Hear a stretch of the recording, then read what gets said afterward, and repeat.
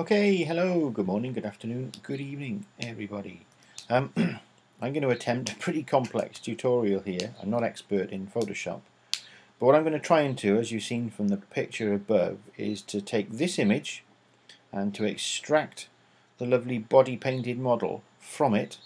It's not the best image to use, but I'm going to extract the model from the background. I'm going to use this as my background image, and hopefully the resulting shot will end up looking something like that. Well, we've taken the model from the white background here, we've placed it over the textured background which I got from the web, and you end up with something like this. It's going to talk about a few things. It's going to talk about extracting parts from an image, which is quite tricky in some regards. I'm not an expert, but I'll do my best and show you what we can do.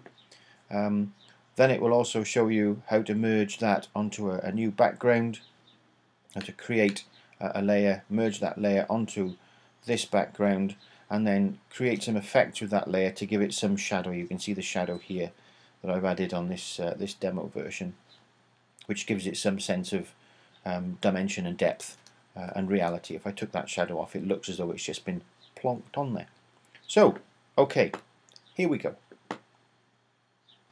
Okay, the first thing we've got to do is, I'm now looking at my original shot, and we've got to extract this model from the background.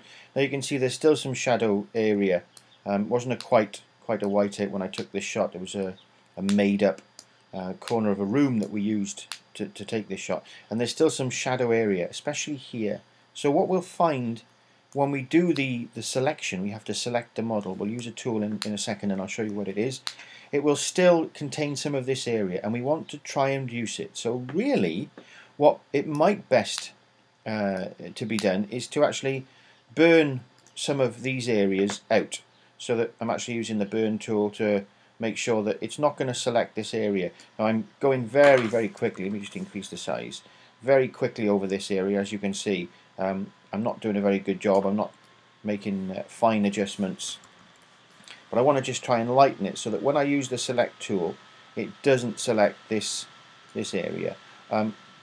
Please don't criticize me too much for this. I appreciate it's not the best way of doing it, and some more work should have been used. Maybe there's a tool that I'm not aware of that you can use to actually define the edge more clearly in Photoshop, and then get rid of these items, because when we do the auto select, we don't want it to select these areas.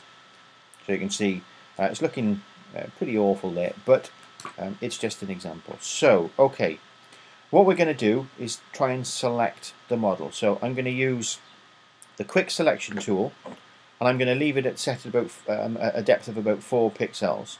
And all you need to do is, once you've got that selected, is just drag over, as long as this plus sign, that's going to add to the selection, that's going to take away from the selection, and that's going to, no, I'm not sure, what's that going to do? That's going to create a new selection, sorry. So I'm going to hold the mouse over the area and just drag it over the girl, holding the left button down, and you can see it's selecting by area. I'm going carefully down her sleeve, and it's selected her hand. I've let go, so it's building the image. And now carry on over her legs and body, and hopefully by the end of this little bit down to the bottom, and I'll go back up, making sure not to go over the edge of her body. You can see the magic wand tool is selecting. If I let go now, you'll see we've made a good selection, but I want to select the rest of the arm. So I'm going down the arm there, and you can see now what it's done. It selected this area in the middle. It's enclosed that as part of the capture.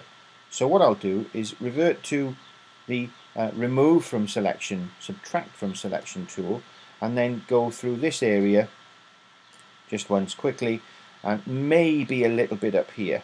Now you can spend a lot of time tidying up the selection. Oh, I've also not got the little feather thing in her hat. I'll do that in a second. You can spend lots of time touching up the detail. You can use the refine edge tool, but that's not what this tutorial is about. So I'm just going to make this pretty rough selection. I've changed the add to selection tool just to extend the selection to her hat. Now I've got the selection I want. Okay, maybe her arm's too thin, and there's lots that people can criticize about a very poor selection, but it's good enough for the demonstration that we want. What I want to do now is to create, I can either copy that, Command and C on a Mac, or I can create a new layer. And it's best, just in case you made a mistake, you want to go back over something, you can say layer, new, and this time via the copy. And what that means, it's going to create a new layer, it's going to place it over here, and it's going to make that layer based on the copy that I've got selected, not the cut, the area outside the selection. The copy is the area inside the selection. So layer, new, via copy. And then you can see it's made a new layer here, which is really just the selection that I've made. If I click the eye tool here to remove the background, there's my selection. The background is transparent and it's not too bad. It's okay. Yeah, there's some areas around here that look very naff. There's a few areas here on a sleeve that are not so good. And there's areas above her thumb here that are not so good. And I'm sure if you look in detail and zoomed in, you'd see a lot more that wasn't so good. But you can see it's a pretty good selection. So okay, we've actually made our selection and we've got it ready. And all we need to do now is copy that to the next, to the new background image that we've created, and place this layer on the background. Okay, and now in this section, what we're going to do is we've created our layer. There's the layer that we've selected. We're going to actually copy that layer and place it onto this background texture image that I obtained off the web. Okay, now we know that it's not a particularly good selection. There's lots of areas here that we could improve. But the way, now that we've got it saved as a layer in our original image, we can actually click and hold on the layer, make sure this layer is selected. And it's little, it's amber or orangey pinky colour there. That's the layer that's currently selected. You can see the outline. And what I'm going to do is click and hold with the left button, then I'm going to drag that up to this bar here, which is my texture. That's my textured background. So that will then take this layer. As you can see, I'm moving the layer.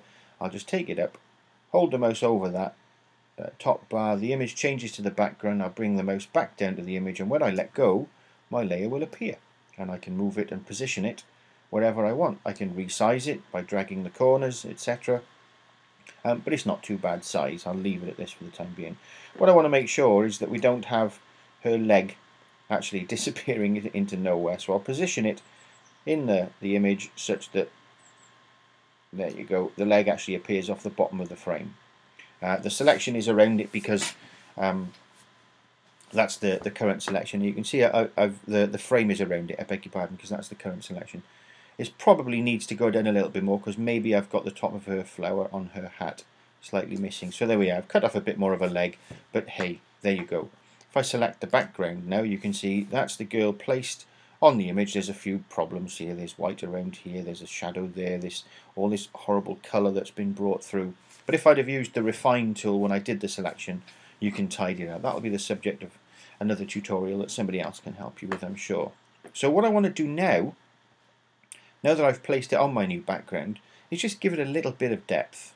So I select the layer, and when you've got a layer selected, if you double click here, it opens up the layer style dialog box. And what we want to do is try and put some shadow on this, so that it doesn't look as though the model has just been plonked on this background. I'm going to do that because the light, as you can see, is coming from this general direction. So what we want to include here is some drop shadow with the light coming from that direction, from down here, placing up into the top right hand corner. So we'll click the drop shadow on, and it's placed the default drop shadow outline. And if you click on the drop shadow, you can actually change some of the effects here. What we'll do, there's the size of the shadow. You can see it's making it bigger. That's not too bad. There's the distance. Really the angle of the distance of the light away from the model, and this is the angle. So if we put it above, it changes the direction of the shadow. So simply about by here somewhere, reflects where the light was coming from. Might have been a bit higher, might have been up about there. That's not too bad. Move that out of the way, and that's actually not too bad. It's maybe a bit too much. You can adjust it according to your preference, whatever you wanted to do. It looks as though she's touching the wall, so we don't want too much of a shadow about there. There you go, and I'll click OK, and then I'll select the background so that we don't see the frame around our image. And there's a way of placing the girl very badly in terms of the selection, but onto a background. Voila! Hope you've enjoyed.